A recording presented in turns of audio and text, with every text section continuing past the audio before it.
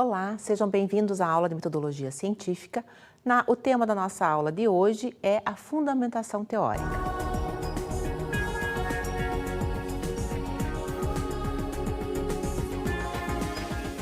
Então, para nós chegarmos hoje e começar a pensarmos sobre o que é a fundamentação teórica, como vamos elaborar essa fundamentação teórica, precisamos lembrar de outras etapas que nós já percorremos.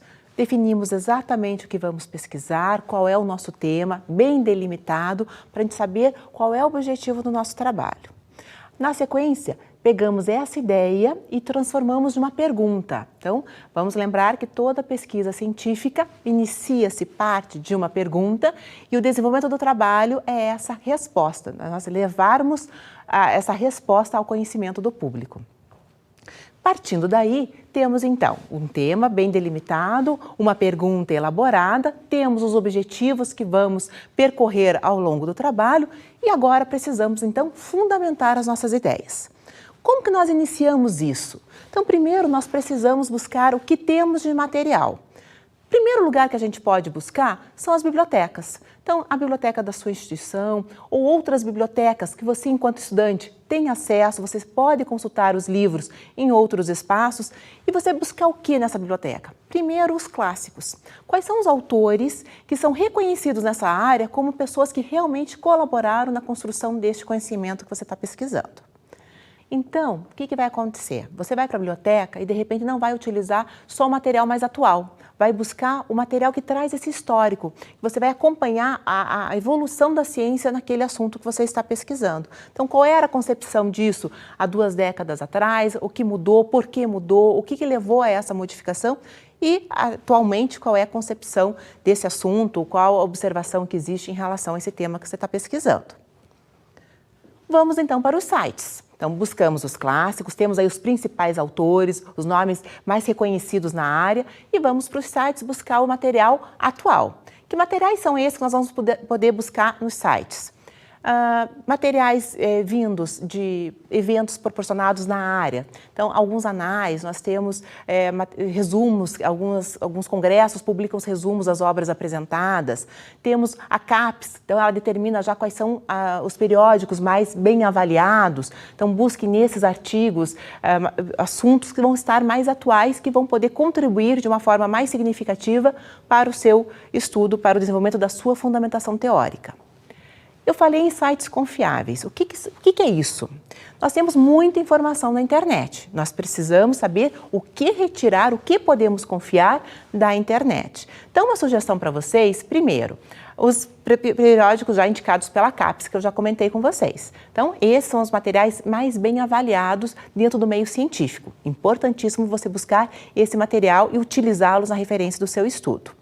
Mas temos dentro dos sites ainda, os sites das faculdades, das universidades, e ali geralmente nós publicamos os trabalhos que foram melhor avaliados, que têm um desempenho melhor. Então ali você vai poder utilizar monografias, dissertações, teses. Então são trabalhos que já foram avaliados, já estão bem recomendados e você pode utilizar como fundamentação do seu trabalho. Utilize também, aproveite a ideia ali e busque que outros autores esses materiais utilizaram. Então, utilize até como você ideia de onde mais pesquisar. Isso não é plágio, não é ilegal. Você consultar qual a referência utilizada naquele trabalho, que autores embasaram aquele estudo e você recorrer a esses mesmos autores. Então, nessa atitude não tem nada de ilegal, nada de incorreto. É só uma questão de você ampliar o seu universo de pesquisa. Então, tudo que eu falei até agora, a gente poderia conceituar como pesquisa bibliográfica. Então, o que é a pesquisa bibliográfica? É essa busca de material já publicado, de material já levado ao conhecimento da sociedade, que você vai usar para embasar o seu estudo. Então, cuidado para você não exagerar nas citações. Então, a ideia da fundamentação teórica não é só uma justaposição de citações, mas essa sua conversa entre os autores. Então, a autor A se posiciona dessa forma, o B traz essa opinião, e daí você se posiciona enquanto pesquisador. E você? Qual que você acha que está mais adequado ao momento que vivemos hoje? Qual é o conceito mais atual? Ou qual é o conceito mais completo? Então, você vai conversando com os autores no decorrer do seu trabalho. Uma outra forma para a gente pesquisar é a pesquisa documental. O que é pesquisa documental? É você buscar materiais que vão te ajudar a embasar o seu estudo, mas esses materiais não foram produzidos, não foram elaborados com a finalidade de fazer avançar a ciência. Então, vamos tentar diferenciar dessas duas pesquisas.